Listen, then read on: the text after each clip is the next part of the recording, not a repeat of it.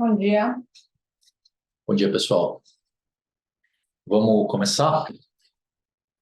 É, Bom, pessoal, pensei aqui em fazer da seguinte forma, vou falar um pouco, como o Marcelo sempre faz, da performance do mês. Rapidamente, foi um mês difícil, ainda muito com impacto de abertura de Treasury, etc. Depois eu vou falar um pouco mais de como os drivers do mercado estão sendo muito macro, muito do que está vindo de fora.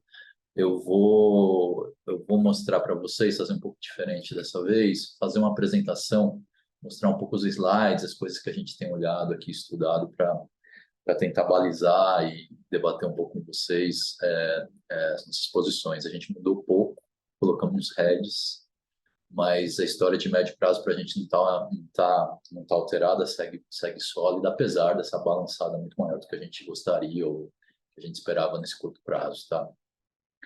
E aí depois eu falo da carteira, então vou inverter um pouco aqui, gastar um pouco mais de tempo falando de cenário, principalmente lá fora, do que a gente está esperando para curto e médio prazo, e aí depois a gente termina com a carteira, tá? Bom, setembro foi um mês difícil, ainda um mês em que eu acho que a gente viu duas fases aí, uma primeira em que as treasuries começaram a estabilizar, e depois uma abertura de novo mais forte. Começou antes do Fed e depois com o Fed essa abertura consolidou. O fundo caiu 5,2% do mês. Grande parte disso está concentrada em setores que a gente apostas importantes nossa, né? Então, um pedaço bom no varejo, um pedaço em incorporadoras, um pedaço em rentals, tá? São três setores, principalmente rentals e incorporadoras. Tem uma questão aqui de, de queda de juro real, uma história que acho que continua intacta, vai vir ao longo do tempo, mas ela foi mais impactada aí nesse curto, até porque os cases andaram muito no decorrer do ano. Ela foi mais impactada com essa abertura de Treasury, tá? E aí, então, eu queria, antes de dar um pouco mais de detalhe de como é que está a carteira, eu queria mostrar um pouco do que a gente está vendo de cenário, e aí eu vou dividir uma tela aqui com vocês, para a gente... Obrigado, gente. Para a gente ir, a partir disso, ir debatendo um pouco, tá? O que a gente está vendo? Acho que a gente consegue dividir a história em duas fases, é difícil estabelecer o timing aqui, onde está o corte. Mas tem mais incerteza no curto prazo. Acho que essa história toda aqui é uma compra, mas assim, o carrego não é trivial, o Fed deixou isso mais difícil, tá? Então, vou falar um pouco desse curto prazo e o que a gente gosta de uma história um pouco mais longa.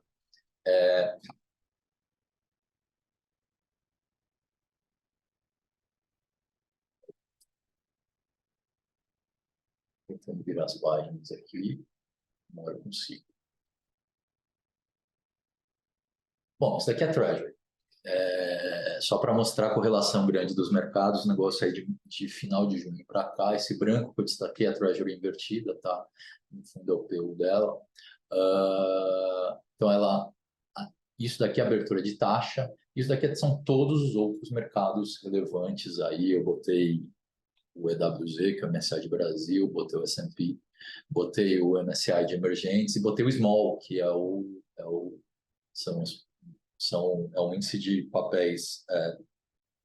Eu acho que, assim, Small tem papéis um pouco menos líquidos. E saiu aqui. Nath.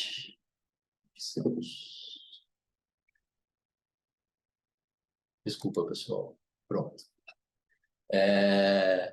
São papéis um pouco menos líquidos, mas são alguns, mas nem todos, né? Tem muita coisa boa de liquidez aí, um índice bacana para olhar, acho que vocês todo mundo conhece aqui, para olhar mais os papéis domésticos, tá? Tudo caiu nesse período, a correlação com o Treasuries foi muito grande. Tem uma questão aqui que o movimento da Treasury veio antes, né? Então começou a abertura de Treasury, começou antes de novo, a escala da Treasury só está invertido. Veio trazendo os outros mercados para baixo. Acho que tem uma questão de fiscal de Brasil, tem uma questão do ajuste da consolidação aqui que está incompleta, tem um monte de coisas aqui acontecendo. Mas isso é um pouco, eu diria que, assim, não foi isso que fez o mercado mexer. Isso daqui é um pouco... A gente lembra dessas coisas, e essas coisas pioram um pouco o case brasileiro, sem dúvida. Mas porque o mercado global está pior. A gente precisa do mercado global para o case brasileiro andar. Como é que foi esse movimento da Treasury nesse período todo? Assim, eu quebrei aqui só para a gente entender um pouco melhor. Acho que teve, grosso modo, 4 fases, ou pequenos períodos, né? A primeira começou lá no final de julho. A curva inclinou, isso daqui foi basicamente o longo que andou, isso daqui é a Treasury de 10 anos contra a Treasury de 2 anos, tá? A Treasury de 10 anos está aqui em branco. Então, aqui a curva inclinou, eu acho que final de julho, teve questões técnicas lá, ainda férias no hemisfério norte, você teve leilões do Tesouro um pouco maiores, você teve uma discussão sobre yield curve control do Banco Central japonês. Tudo isso daí impactou o mercado que estava muito comprado nessa parte mais longa da curva, ainda está, assim, quer dizer, acho que ele está muito mais leve, mas não dá para dizer que seja o mercado o mercado tenha vendido tudo aquilo que comprou ao longo desses últimos meses todos. Tem que lembrar o seguinte: o mercado vinha apostando mais na queda dos longos a partir do momento que você percebe que o Fed está perto do final, tá? Então, você tinha uma posição técnica difícil, você pegou o mercado com pouca liquidez, Treasury fazendo leilões grandes, era compreensível que você abrisse um pouco mais. Depois disso, você teve dados mais fortes de atividade, final de agosto até meados, até o finalzinho, meados de agosto, primeira semana de agosto até o final. Dado que pegou bastante foi o retail sales, aí, vendas no varejo para a US. Em julho foi muito forte. O mercado começou a olhar com mais receio de que a atividade estivesse crescendo demais. Eu vou mostrar para vocês que assim essa surpresa para cima foi meio de curto prazo, a atividade já está deixando de surpreender tanto assim. Nesse período, as taxas estabilizaram, mas aí veio o Fed. Quando o Fed apareceu, o Fed apareceu de uma maneira que eu pessoalmente não esperava. Eu achava que o Fed fosse discutir um pouco se parava ou não. Esse negócio ficou meio secundário na discussão deles. O que eles fizeram foi mudar muito o cenário de médio e longo prazo, tá? Vou mostrar um pouco para vocês.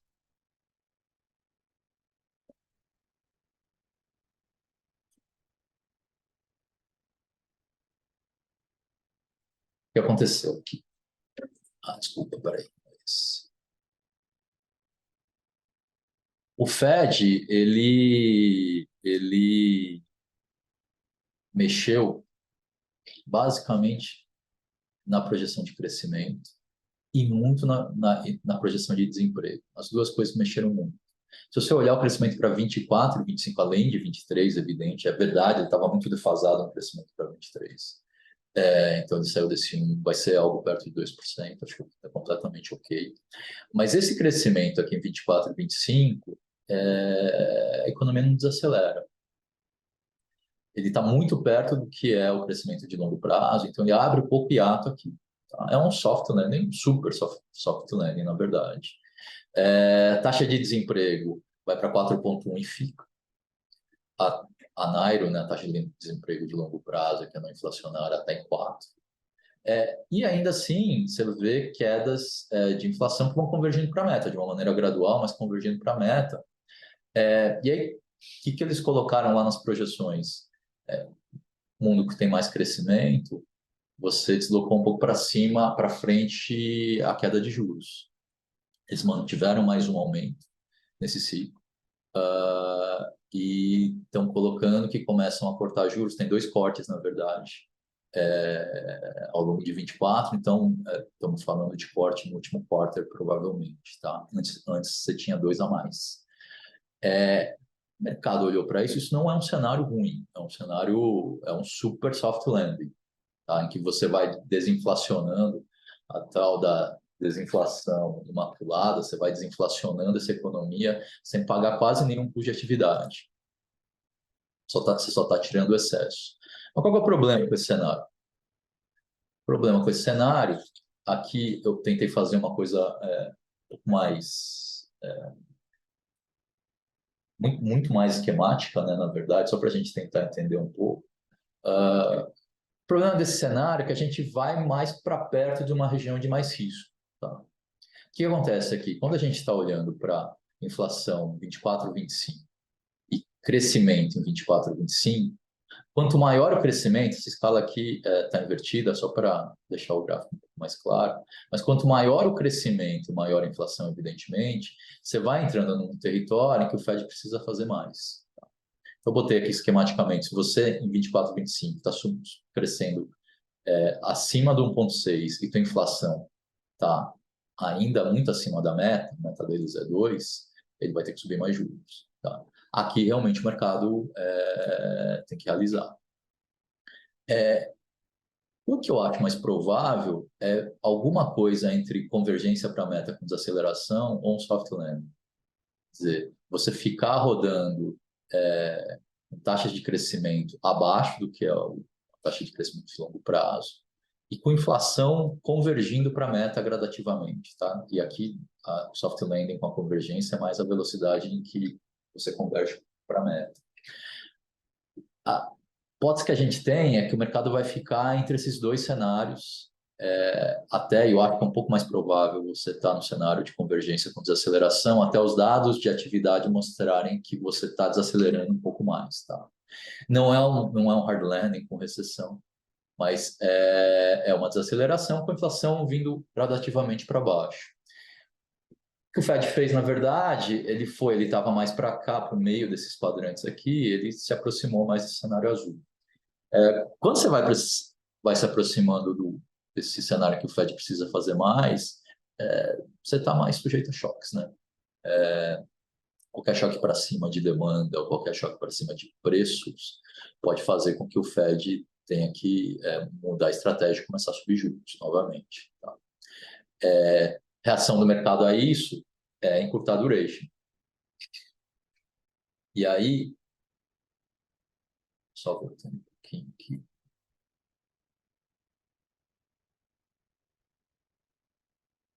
Desculpa, pessoal, está difícil de mexer aqui. Deixa eu ver se eu consigo no teclado.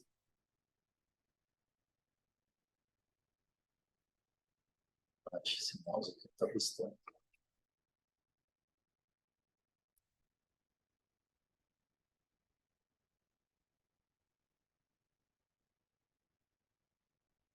Quero voltar aqui. A consequência disso, o mercado vem cortando o duration, que é a curva inclina. Então, a curva longa está abrindo muito mais. O que eu acho que vai acontecer daqui para frente? Então, quando o Fed solta um parâmetro importante, ou deixa o mercado um pouco mais solto, ele foi precificar níveis de Treasury que descolam um pouco do fundamento. Mas que ele se justifica um pouco pelo balanço de risco.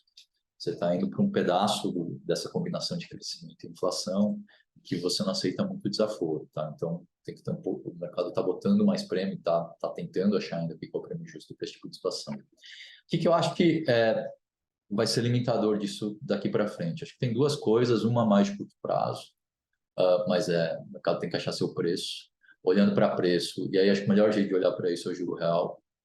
Juro real de longo prazo está nesses níveis muito acima do que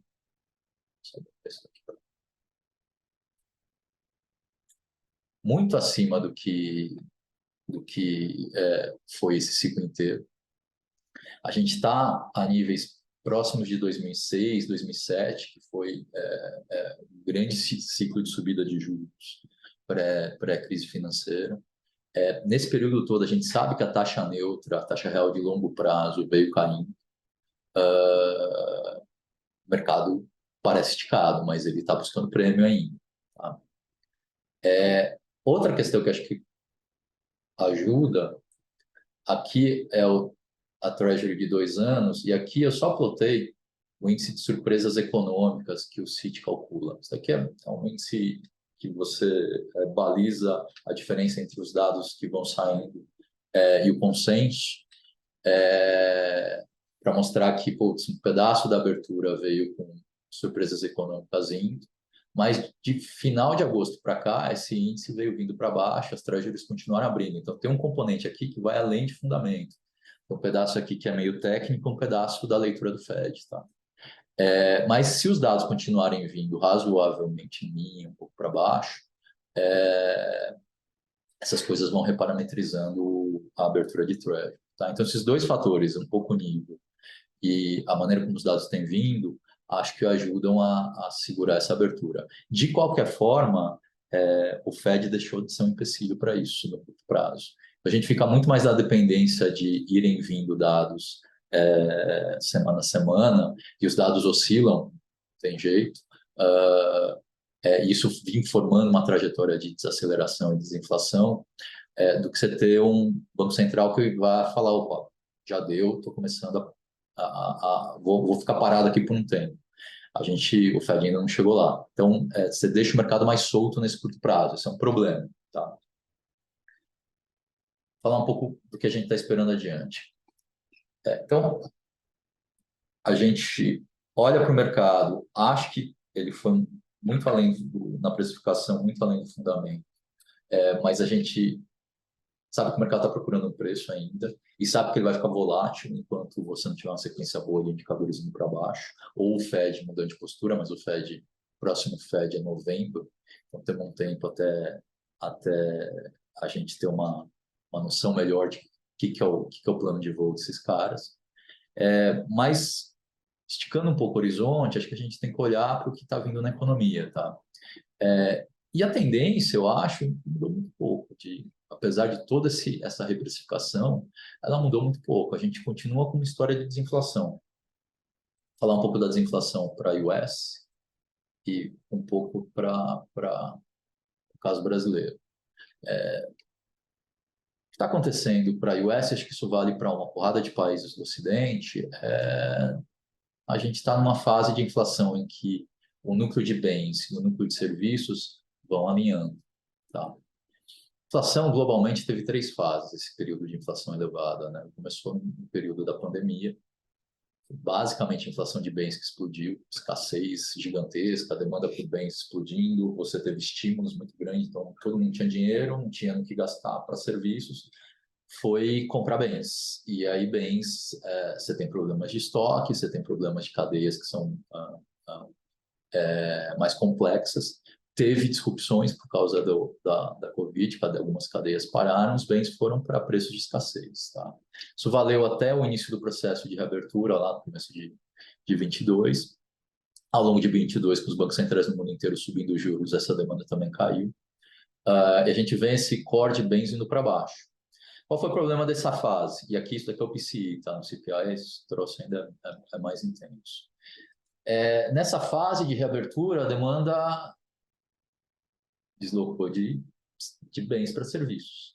De novo, falando de famílias e empresas que tinham muito dinheiro, você teve muito incentivo fiscal, juros ainda muito baixos. Então, você veio, a inflação de serviços foi abrindo.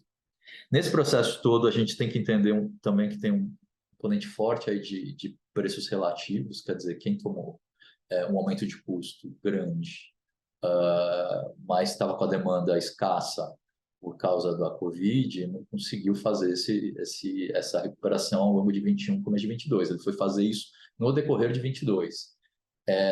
Isso vale, acho que um exemplo bom para isso é restaurantes, mas vale para todo mundo, inclusive quando a gente pensa em salário real. Além disso, ao longo de 22, começo de 23, reabertura expande o setor de serviços. Serviços é muito trabalho intensivo. Então, você viu um dinamismo mais forte do mercado de trabalho. Isso tudo segue valendo, mas a partir de 23, esses boosts de reabertura vão ficando para trás. Então, assim, acho que Covid e reabertura são coisas que impactam muito a economia até o final do primeiro tri desse ano. A partir daí, o que a gente começa a ver é que gradativamente serviços estão vindo para baixo, falta demanda de bens, e aí aqui essa pernada para baixo ainda tem China nessa história, pós-reabertura. E aí, com o core que vinha meio de lado, que vinha preocupando todos os bancos centrais do mundo, eles começam a convergir. Tá? Acima ainda do que é o target de todos eles, né? No year on year do PCI, esse negócio está um pouquinho abaixo de 4. mas você tem uma convergência muito mais consistente. Essa é a história que acho que prevalece ao longo desse ano, 24, talvez entrando 25. Tá? É uma história de normalização do processo inflacionário. Olhando para frente, o que a gente tem de evidências de que esse processo tem mais pernas? Isso daqui, pensando na inflação de bens, isso daqui são os preços no atacado. Zona do euro, o IPA nosso, daí o PPI China, tudo vindo para baixo. Tem um tique para cima agora de petróleo, mas assim, acho que a gente tem que ver o quadro inteiro, esse negócio está vindo muito para baixo. Acho que China talvez ajude um pouco na margem, mas a realidade de crescimento da China hoje é completamente diferente do que a gente entendia como realidade de crescimento há 1, 2 anos. Você tem cadeias hoje ajustadas, você tem eu não tenho mais nenhum problema de produção e está faltando demanda. Tá? Então, se eu estou vendo isso passando no atacado, a gente vai seguir vendo isso passando para o consumidor também na inflação de bens. Quando eu olho para serviços, eu acho que o grande detrator dessa inflação vai ser aluguéis, pensando em US. Isso daqui não é meu, não é nosso, não é, tá, é um dado do Apartment List, que é quem faz é, quem faz coleta de preço de aluguel bem nos Estados Unidos. E ele faz uma comparação que é o dado na ponta com o dado de aluguel no CPI.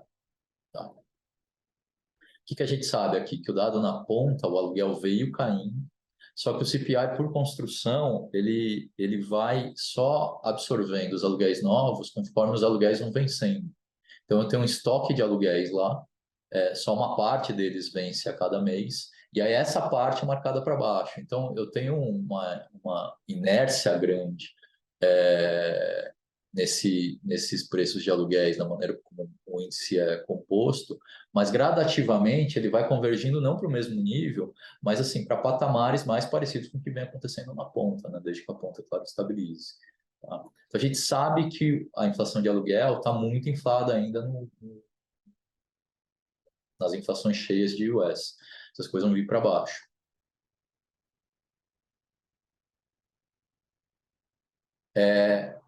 Essa convergência que começou a acontecer a partir de maio é que traz. Deixa eu descer mais os cores para baixo. Tá? Então, eu estou vendo serviços indo mais para baixo, estou vendo bens vindo bastante para baixo, esses cores estão rodando já abaixo de 0,2. Um pouco achatado demais, eu não acho que esse 0,15, 0,14 que veio o PSI do mês passado seja o patamar que vai ficar, porque tem uma parte de veículos que está caindo muito, porque teve passagem aérea ainda colaborando pelo menos nos 2 meses anteriores, mas a gente sabe que não vamos ver muita inflação de bens, nos demais bens, e a gente sabe que a inflação de serviços segue vindo para baixo por causa de aluguéis. Então, esse troço, a gente acha que vai ficar rodando, grosso modo, oscilando, evidente, mas para perto do 0,2. 0,2, você faz uma queda de inflação muito grande, 0,2 já está muito perto da meta. Então, é, a gente vai para o final do ano já bastante, assim, a meta é 2, é ambicioso. Mas 0,2 ao mês, você já está rodando anualizado muito perto, tá? E vai para o final do ano já com uma inflação se aproximando dos 3%. Tá? Questão da desaceleração, só passando rápido, eu acho que, sim, você tem uma voltinha, isso aqui são os PMIs para manufatura e serviços de US, mas assim, é um troço em manufatura, você está a níveis de outras recessões, pontilhados são outras recessões. Em serviços, a gente está no nível abaixo do que a gente estava fazendo pré-pandemia. Tá? Serviço é muito difícil apontar uma recessão maior, vem e volta rápido, em geral, só quando você tem coisas muito disruptivas, né? Mas essa tendência de estabilização de serviços ou de um crescimento menor em serviços vai ajudando a desinflacionar a inflação de serviços também. Então, não estou vendo aceleração. Pelo contrário, acho que a economia americana está crescendo um patamar ainda alto, mas gradativamente convergindo. Parece ser um patamar mais de longo prazo, eu diria até que um pouco abaixo. Tá? Outra coisa que acho que é importante, excesso de demanda por trabalho, mercado de trabalho. Esse é um mercado que, evidentemente, era o que mais preocupava o Fed. Esse excesso de demanda estava muito elevado. Isso daqui o que é isso daqui? Eu estou chamando população ocupada, mas todas as vagas em aberto, e estou tirando de todo mundo que tem emprego ou está procurando emprego. Tá? Então, demanda menos oferta. Esse negócio fez um pico aqui no final de 22 e vem vindo para baixo. Conforme esse mercado vai se equilibrando, os salários também vão se equilibrando um pouco mais abaixo. Tá? Um outro jeito de medir isso, que é uma maneira acho, mais rápida, talvez, olhar para as vagas em aberto e olhar para o total desempregado. Então, olha para a quantidade de vagas que as empresas não conseguem preencher e olha isso em relação ao total de pessoas procurando emprego, mas não encontrando. Tá? Esse negócio fez um pico de 2, então tinha 2 vagas para cada desempregado nos Estados Unidos. Hoje já está em 1,5. Esse negócio andava perto de 1,3 no pré-pandemia. Então, assim, um pedaço dos excessos do mercado de trabalho já ficaram para trás. Esse é um processo que está vindo. Ele balança, o jobs hoje foi mais forte, as vagas em aberto, mas a tendência é do mercado estar desacelerando também, ou pelo menos esse excedente de mercado de trabalho viserando ao longo do tempo. Se a gente estiver certo e a gente está vendo uma desinflação para a US seguindo e uma desaceleração da economia como um todo, nada muito forte, mas uma desaceleração mais relevante, eu acho que a história para o Brasil para super em pé. Tá? Eu coloquei aí só os núcleos de inflação, é muito parecido o processo todo. A gente está vindo com núcleos de inflação mais baixos, a gente só está caindo talvez um pouco mais rápido do que nos Estados Unidos, porque a gente, afinal, conseguiu subir juros antes, né? Acho que foi os primeiros ciclos de muito tempo em que o Brasil sobe juros na frente. Mas esse core está rodando aqui em níveis compatíveis com o que é a meta. Tá? Nossa. Serviços e bens, mesma coisa, mesma história de lá fora. Então, eu tenho um pedaço aqui que é falta de demanda de bens, ajuste de cadeias produtivas, e em serviços eu acho que o processo de recomposição de preços relativos está dado. Se o mercado de trabalho está pujante, está meio de lado, no caso brasileiro, está desacelerando aos poucos, no caso do US, a inflação de serviços também começa a vir gradativamente para baixo, tem muito mais inércia, mas começa a vir para baixo. Então, é um processo muito consistente de desinflação. Aqui é só nossas projeções, a gente acha que essa inflação de livres termina o ano, parte disso é por causa de alimentos, é verdade, mas assim, a gente já termina a inflação de livres perto da meta. E modelando, aqui a gente usa o modelo do Banco Central, estamos fazendo cortes aqui de 50 a 50 a cada reunião, não tem aceleração. E terminando em 8, sim. A gente vai para a meta em 25. E aqui, entre junho e setembro, a gente está com uma inflação abaixo da meta. Tem uma história aqui de aceleração de cortes. Acho que o Banco Central, com razão, né, porque esses meses foram mais turbulentos, ele deu um downplay um pouco nessa história no último Copom, mas para o começo do ano que vem, não acho que isso é uma história... acho uma história bastante razoável. Se você olhar um ano e meio aqui, em março, por exemplo, um ano e meio para frente, ele vai estar olhando exatamente para esse período. A inflação está mais abaixo da meta, então dá para acelerar o corte, sim. Bom, e aí, quer dizer, olhando para os mercados, como é que a gente pensa um pouco isso? Bom, isso acho que todo mundo conhece, mas é nosso acompanhamento aqui de de PI da Bolsa, e aqui a gente tira os cases domésticos, os cases de exportação, então os cases externos, tem commodities aí, basicamente, do índice. O que a gente percebe é que, putz, estamos muito amassados. Para ter uma referência que isso daqui é o pior momento da Dilma. No pior momento da Dilma, a gente está nos domésticos basicamente no mesmo nível. E olhando para a Bolsa como um todo, para o índice como um todo, a gente está uns 20% abaixo. Então, você tem um repricing de múltiplo para fazer aqui que é importante. Tá? Outra coisa que é um exercício muito básico que a gente fez, mas acho que tem um valor. Eu peguei aqui simplesmente Selic, o índice, e marquei os períodos em que você começa a baixar juros, tá? Isso aqui a escala está invertida. Então, tudo aqui são os períodos de redução de juros de 2008 para cá. E aí eu comparei isso daqui na tabela com o que a gente começou a olhar lá no primeiro gráfico, S&P, MSCI de emergentes, Small, além do próprio índice. Todos eles, o início da queda de Selic, e rodando para frente 6, 12, 24 meses, tem ganhos significativos aí para os mercados, tá? O único período em que isso não funciona é esse de 2011. Essa é a redução do tombini, que a Dilma, de um certo sentido, ela forçou o Banco Central a reduzir juros lá, então foi uma redução meio, meio encomendada. Não tinha um processo de desinflação aí acontecendo, a inflação não estava caindo, o Banco Central reduziu juros, esse negócio teve uma vida mais curta.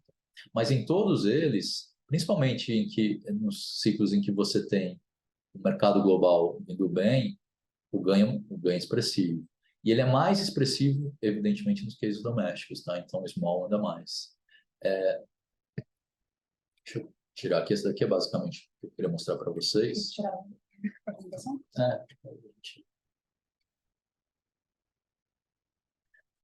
O que eu acho que a gente tem, então, se você retiver um pouco, o que a gente tem aqui para resumir? A gente tem um ambiente de curto prazo um pouco mais difícil.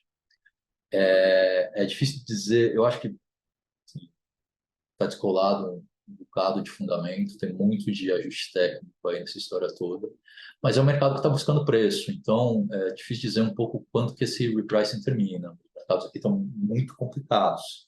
O que a gente fez? A gente não mexeu muito nas nossas posições, porque a gente gosta da história longa, mas a gente colocou um pouco de proteção. Hoje o net está mais ou menos em 80%, e essa diferença do 100, a gente tem uma carteira que ocupa, a gente não tem caixa, a gente está comprado, mas a gente botou um hedge via uma estrutura aqui com puts de small, tem uma correlação um pouco melhor com a nossa carteira, exatamente para proteger dessas quedas mais extremas, tá? O delta dessa proteção está perto de 20%, por isso que a gente está com mais ou menos 80% de net long. O notional dessa estrutura aí dá mais ou menos 35%, 40%. Então, assim, evidentemente, se o mercado cai, a gente sofre também, mas sofre menos por causa dessa estrutura. Mas por que a gente está optando por manter as posições que a gente gosta? Acho que a segunda parte do que eu apresentei para vocês, assim, a gente não viu até agora nenhuma razão mais concreta para dizer que mudou o ambiente de desinflação que a gente está vivenciando. É verdade que a economia americana surpreendeu ao longo do segundo, terceiro tri, principalmente. Ela está crescendo mais forte, mas o processo de desinflação é muito forte também. Por que as duas coisas estão vindo simultaneamente? Um pedaço do grande do processo de desinflação, você ainda está corrigindo os efeitos que você viu no pós-pandemia. Então, eu estou vendo a inflação de bens caindo, que a demanda de bens foi normalizando para baixo, e eu fui normalizando as cadeias, e eu estou vendo a inflação de serviços vindo para baixo agora, porque um pedaço grande do ajuste de preço relativo já ficou para trás. Tá? É claro que para trazer a inflação US para 2, você precisa ver desaceleração no mercado de trabalho. A gente está vendo isso acontecendo. Acho que os números, quando eu olho para varejo, os números mais brutos, né, da economia, mais diretamente relacionados ao PIB, eles ainda estão bons, eles não são brilhantes, eu mostrei lá os PMIs, né, mas esses números oscilam mesmo, porque você tem questões de sazonalidade que são mais complicadas, você teve ainda nas férias, eu acho que você teve alguma demanda para o setor de serviços aí, principalmente, que você pega isso na venda do varejo também, foi relevante. Mas, olhando para frente, além dos lags de política monetária, eu tenho o mercado de trabalho desacelerando, eu tenho crédito um pouco menor, tem student loans agora, né, eles começam a voltar a pagar dívidas estudantis a partir do mês de setembro. A gente vai ver alguma desaceleração, sim. Vejo recessão, mas desaceleração mais significativa acho que a gente vê nesse quarto tri, no primeiro tri do ano que vem. Se a gente vai correto em relação a isso, poxa, acho que tem uma oportunidade grande, o mercado balançou demais. Parte disso por questões técnicas, tem uma oportunidade interessante pela frente. Então, a gente manteve. Vocês viram lá que todos esses ciclos de queda de juros o small, o ativo, pensando nos índices, né, que mais anda. O small é uma carteira de empresas, não tem uma questão de alocação aqui, os critérios são outros. A gente acha que vai andar essa combinação de incorporadoras, bancos, rental, um pedaço de varejo. Tá? Então, a gente segue hoje, mais ou menos, da nossa carteira long, mais ou menos 80% tá exposto nesses setores. A gente gosta de incorporadoras, a gente gosta de Minha Casa Minha Vida, gosta da exposição a isso, mas gosta de renda média alta, de mais qualidade. Acho que, citar um nome que a gente gosta de Cyrela, gosta de MRV. A gente segue gostando de bancos, mas gostamos dos cases de, de queda de juro real, então você vai pegando esse ciclo para baixo nos juros, que eu acho que é importante. Mesmo que a gente não vá voltar a testar níveis que a gente viu lá pré-pandemia, acho que isso é mais difícil, porque o nosso ajuste fiscal está incompleto. Tem uma história aqui relevante de realocação de ativos e bancos como o BTG, por exemplo, se beneficiam muito disso. A gente segue gostando de varejo, a principal posição que a gente gosta aqui é Mercado Livre. A gente tem há muito tempo e às vezes mais, às vezes menos, mas acho que tem um movimento interessante aqui para ter posição nisso. E a gente acha que o rentals também é a mesma coisa. Assim, quando você pensar quando a gente pensa nessas locadoras todas como business model, é uma história de tomar dinheiro no CDI, comprar ativos que você carrega na alocação. Se o CDI cai, e ele vai caindo, tem um processo mais longo aí de corte de juros, a rentabilidade dessas empresas aumenta muito. A gente quer pegar, vai ser nos domésticos, e acho interessante você ter essa exposição a juros. Isso machucou a gente, porque a abertura de treasuries abriu também um pouco aqui. Tá? Mas eu acho que o que prevalece no período mais longo a desinflação, desaceleração gradual da atividade, e é um processo mais interessante aí de queda de juros. Aqui, lá fora, talvez começando Q2, Q3. Isso. Bom, uma breve pergunta. Por enquanto, a gente tem uma pergunta. Elson, você vê o cenário político no Brasil impactando sua análise econômica de alguma forma? Olha, assim, eu acho que no curto, médio prazo, não. Não sou muito animado com o cenário político no Brasil, evidente. Mas, assim, acho que o grande driver dessa história aqui é o ciclo de política monetária. Por isso que eu me restringi tanto a mostrar o comportamento de queda de inflação e que a gente está vendo de atividade. Essa convergência aqui um pouco antes, mas lá fora também, você parando de subir, começando em algum momento a apontar uma queda, a convicção com isso vai aumentando a cada dado de inflação que vai saindo, que eu acho que justifica a compra. Esse troço, eu acho que a nossa grande restrição política, ela passa a ser mais importante a partir do momento que o ciclo de política monetária fica menos esgotado, quando o BC que já parou de cortar juros, por exemplo. Por quê? Porque a gente não vai conseguir completar o ajuste.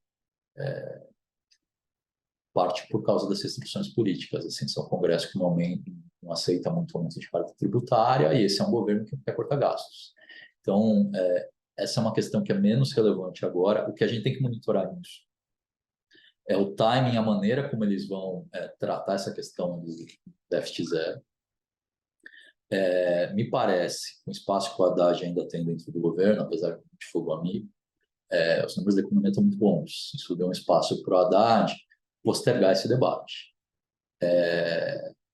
E eu acho que mais importante, assim, isso eu concordo com o BC, BC deu uma mão para o Haddad nesse discurso. Acho que a mais importante nessa história é morrer lutando, entendeu?